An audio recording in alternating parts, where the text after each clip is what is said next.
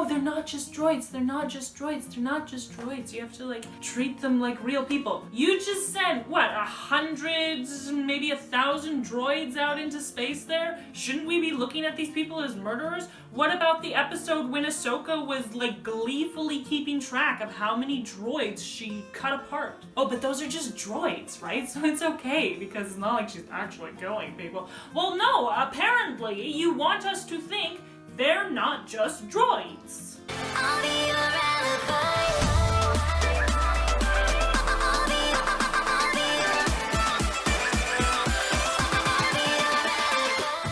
I've decided to go for early retirement. Can I join? No, I need to rip apart the season 5 finale. I need same. that. I know. As much as so bad. It's so bad. I literally want to make a video just talking about how bad it is. But then I would have to make another video. Okay, you like, season 7 too, like all of it. Yeah, but at least the fans seem to be able to see the problem with season 7, but like some of them. Some of them. But it seems like the ones who at least can see the problem with season 7 are still like, oh, it's not as amazing as the season 5 finale. That it made me cry and it was such good writing. I should tell this to Ahsoka. Except success is possible for her even though she doesn't trust in others. Sue. Yeah. The universe literally bends to her every whim. First of all, again, they've come full circle. This is what he was supposed to learn in the very first episode. And if they had just left it in one episode, it would have been fine. And now we're at the last episode and they're like, here we are again! We're such great writers! And it's like, no, you must trust in others. For success, it's impossible. I guess Gregor wasn't courageous or trusting enough. Oh my goodness. Because all you need is courage and trust. It's stupid. I hate the themes in this show. They are so messed up. I expect a hero's welcome, not to mention my inevitable promotion to P1 Brigadier. The thing is, military is required to report. So is he just going to lie throughout his whole report to make himself... Yeah, obviously. That's what we've been shown. Yeah. Why, it's just a hologram. Okay, what's the point of the holograms? Look, R2, doing everything again. Left with your leg, left with your leg here. I love the droids! Good thinking back there, but next time I give the orders, understood? Did you hear that? Good thinking, but next time I give the orders. Oh, wow. Sorry, did you want him to stand around and wait for you to process what was going on and then come up with a strategic plan and then give the orders? Or would you prefer he just act? This guy is an idiot. I got it. I don't got it. That was me! That was me earlier today with the wheelbarrow, and that's how I got that cut on my leg. It was literally, I don't got it. And then I just died. It was great. I wasn't programmed for this. That should have been my excuse. There you go. Darn programming. R2 being boss. It appears this ship has been hijacked by separatists. Did the last episode not exist? Or did the restaurant owner simply misconstrue the situation? He said they're loading up the shuttle with explosives and they're going to blow up the Jedi cruiser, which I originally understood as like, oh, so the shuttle is going to be a bomb. And then you get here and, oh no, this entire cruiser is under separatist control. Well, obviously they're not going to just blow up the cruiser then. They're going to jump to hyperspace and blow it up somewhere else. But just like the shuttle was going to be a bomb, now the whole cruiser is going to be a bomb. They were just using the shuttle to bring the explosives to the cruiser to blow up the cruiser somewhere else. Very simple logical conclusions given the information that you have and the evidence you see before you. And he's all like, What do you mean the ship is a bomb? How can the entire ship be a bomb?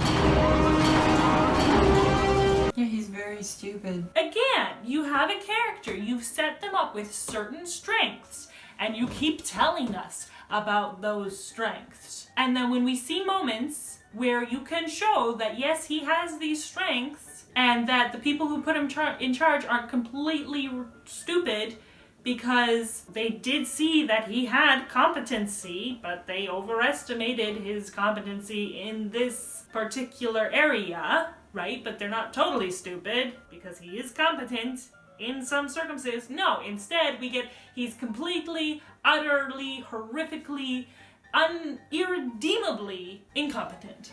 And that means the people who put him in charge of this mission are equally stupid and incompetent. Yeah, it's great. Good writing. Yeah. Good job.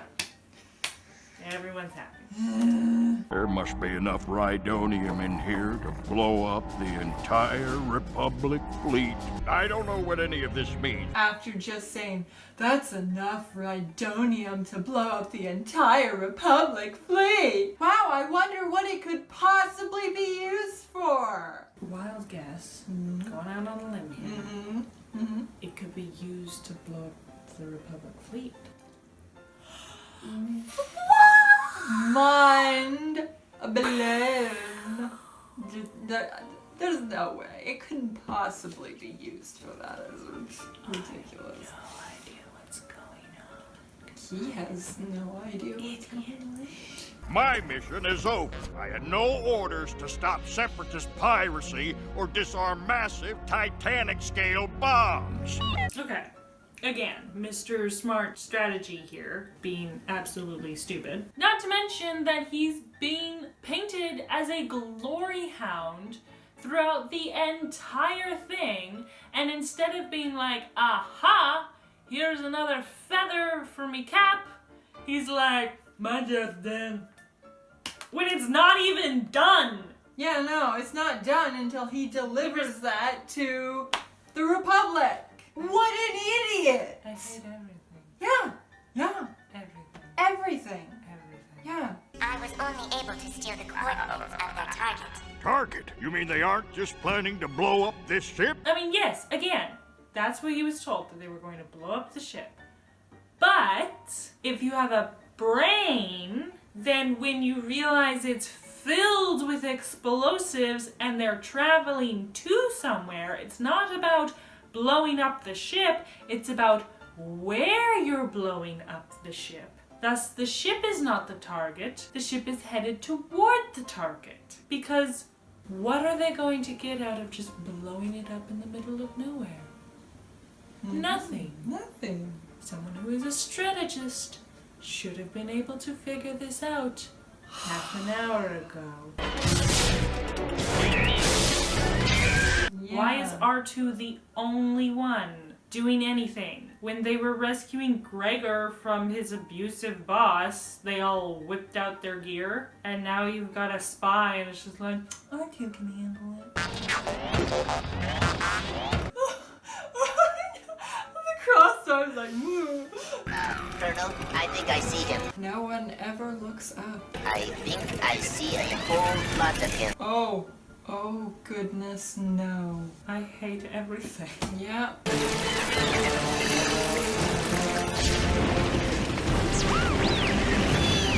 R2 is the only one doing anything. Why? BC! Magnetize! Magnetize! No! Poor BZ. You will be missed, soldier. Yeah, just like Gregor.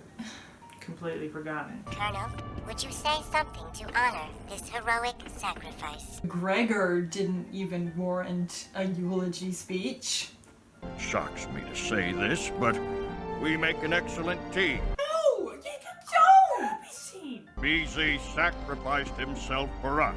The only way to honor that sacrifice is to stop this ship and prevent the Separatists from taking any more Republic lives. Oh my goodness. When the droid, who'd already died once, dies again, though granted more permanently this time, then it's like, we can't let this sacrifice go to waste. What is this show? Again, the show is like, they're not just droids, they're not just droids, they're not just droids. You have to like treat them like real people. You just sent, 100, maybe 1,000 droids out into space there? Shouldn't we be looking at these people as murderers? What about the episode when Ahsoka was like gleefully keeping track of how many droids she cut apart? Oh, but those are just droids, right? So it's okay because it's not like she's actually killing people. Well, no, apparently you want us to think they're not just droids. The level of inconsistency throughout this entire show is just mind-boggling. You can't have it both ways. No. But they want to have their cake and eat it too. Yeah. Heroes on both sides is a perfect example of that. Oh no, there's gray, there's nuance, there's, ooh, we're so smart. Black and white, black and white, black and white, black and white. Everywhere else you look. Yep. Are you with me? No, I'm not with you. Nobody's with you. They look like little snail eyes. They do. I want those intruders found before they ruin our plans. Roger, roger, roger, roger. It never gets old. No. Good luck, R2. R2 doesn't need luck, he's R2. I will inform Master Windu the last straggler has arrived, while you work on your attitude. Ever heard the line, "You work on your attitude," directed at Ahsoka? Nope. No, we have not. Nope. Again, Anakin's behavior is very similar to Ahsoka's, but his is properly framed in a negative light, and he has people calling him out. Obi-Wan most often, but there are others too. I'm pretty sure Padme calls him out sometimes too. But yeah, he gets called out for it. Ahsoka never does. You can't be all like, oh, well, Anakin's like that. Okay, but Anakin's is framed properly. It's framed negatively. He doesn't get away with it all the time. She does. But the thing is, Anakin does call her out, but usually in return for calling her out, everyone in the vicinity just immediately dumps on him. Immediately. And I can't remember if it happened in this show, but I have seen it before in the case I'm referring to. It was a Gary stew, but it was only the villains calling him out on his crap.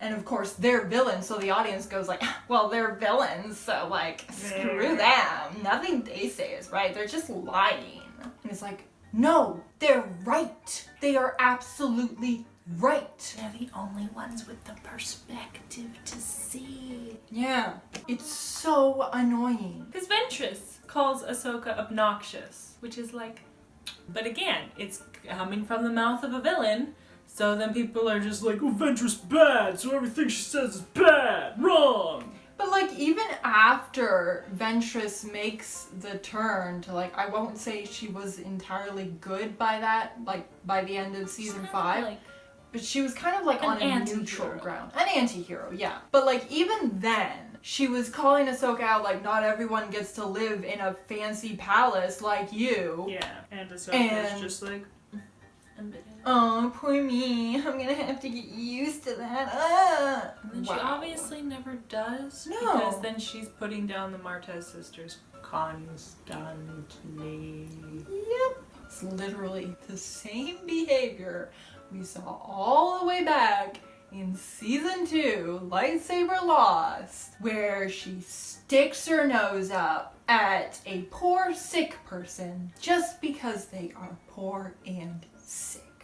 And literally no other Jedi acts like that. Because so many people say it's oh, well, Ahsoka is meant to embody the flaws of the Jedi. Except we see her, flaws from her that we don't see in the other Jedi. So, I'm sorry, you can't say that she's this profound, symbolic writing embodiment of a character, the flaws of that, because, no! We don't see that crap from other Jedi!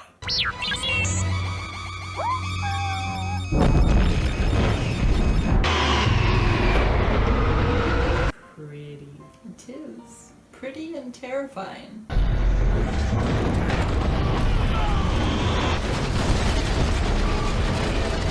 Holy! Shrapnel.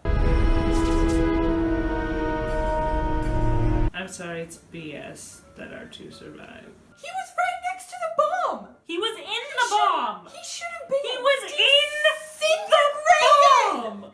Look at the rest of the ship! He should have been disintegrated. Disintegrated. Like, I love her too, but that is just ridiculous. Why didn't they have, like, one of the other droids stay behind? And then they could have another sacrificial death. Instead, they leave behind the one character that you know is not going to die, and then they don't die, and you're like, this is stupid. I think basically last minute they were like, okay, we have to justify making the title thing like blue and like writing all the descriptions centering around R2. So like he exists again, so we have to do stuff with him and give him the spotlight more. And that's literally all this is. And it's so stupid.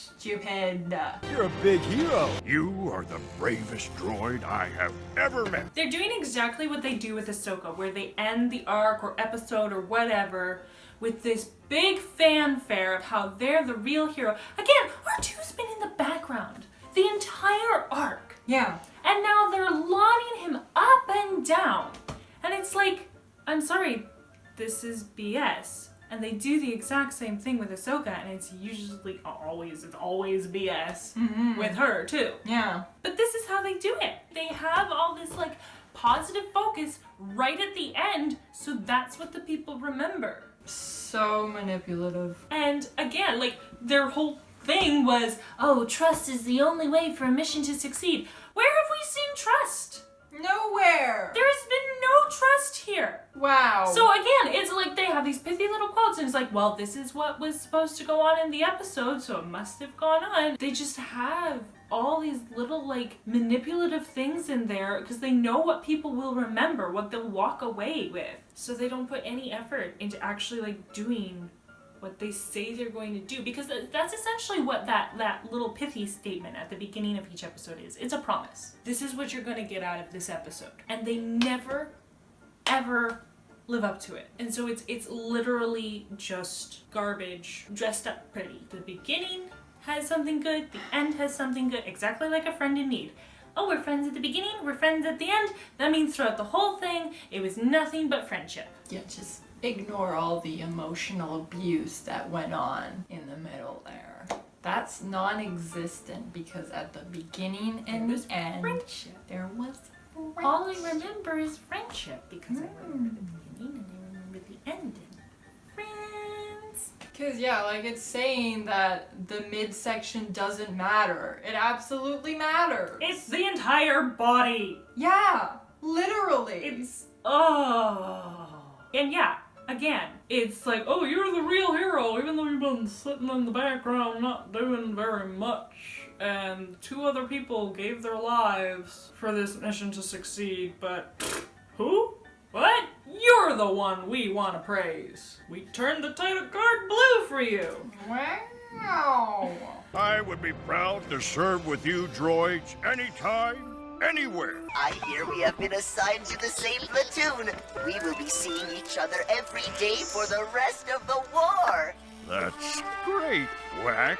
And they're showing how two-faced he is because he literally lies and then gets called out on it. It literally reminds me of the moment at the end of Lightsaber Lost. Sanube's like, hey, I want you to do me a favor. And the Sure, like, anything. Yeah, anything. And he's like, I yeah, want you to do pass on what you've learned. Oh, okay. Little's not here. Do they put George at the beginning of the credits? Yeah. If he's just Producer. producing it, Yeah. then that doesn't mean he actually has very much to do with the writing process. No. But Filoni, as director, would. So for all the people who claim, oh no, like George, this was George's thing. Like he had his hands like way deep in this. Like it was all him. No, look at the credits. That's all you have to do to see that is BS. To my understanding, and given my understanding is extremely limited, but the way I understand it is the producers basically are the ones who cover production cost. Yeah. They're the wallet. Yeah. They're not the person actually like doing things, right? And then the writers, like, cause I've been wading through a lot of the transcripts for episodes as I've been making another script on Ahsoka. And you read it, it doesn't look bad. Honestly, as we've kind of mentioned in a lot of our analysis videos, if you just changed the tone of voice and like, you know, the setup, the context of certain things, really a lot of it is good. Like, it's not bad. So it's like, we do dump a lot on the writers, but I half wonder if the writers wrote it with one thing in mind, and then the director, Dave Filoni, who says, oh, no, do that again, this is the vision I want, you know, here, say it this way, and oh, we're gonna have them, you know, in this situation, right? Like, yeah, it really comes down to the director. Yeah, because, the prequels too, a lot of people have said, like, they're good actors. So you can't say, oh, they're crappy actors. Even the Twilight movies, there's good actors in the Twilight movies. I don't know if I would say that Kristen Stewart is a good actress, but like, I have heard from many people that Robert Pattinson is actually half decent. Well, he's starring in the new Batman movie. Mm-hmm. I don't know what he'll be like, but yeah, I've heard from other people who've seen his other movies that he's at least a decent actor. I've seen a couple other Kristen Stewart movies, and overall, I don't think she's a bad actress, but you can tell she does get typecast a lot. Getting back to the point we were making. This crap is all Filoni's fault. Stop trying to blame George. He threw some of his own ideas in there, but overall, this is Filoni's pile of garbage. Burning pile of garbage. If I didn't love my laptop so much, I would just throw it in the dumpster and burn it when we're all done. But it's my baby. Oh, thank goodness we're done that stupid arc. Yep. It's kind of confusing. You go from, I hate everything, to, I'm super happy, I just had donuts. I'm TCW. What do you want from me?